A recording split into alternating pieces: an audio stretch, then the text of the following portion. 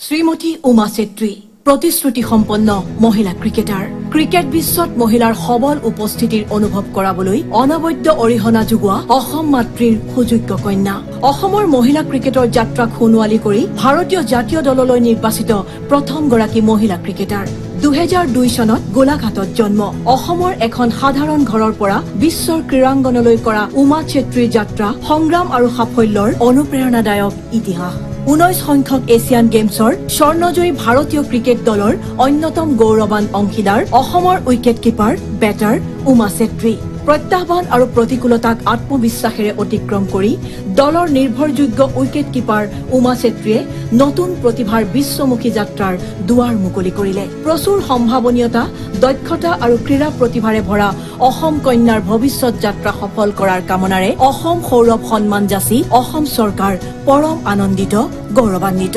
খেলপথাৰৰ পেছাগত ব্যস্ততাৰ বাবে শ্ৰীমতী উমা চেত্ৰীয়ে আজিৰ অনুষ্ঠানত বঁটা গ্ৰহণ কৰিব নোৱাৰিলে পৰৱৰ্তী সময়ত জিলা আয়ুক্তই খেলুৱৈগৰাকীৰ বাসগৃহলৈ গৈ এই বঁটা প্ৰদান কৰিব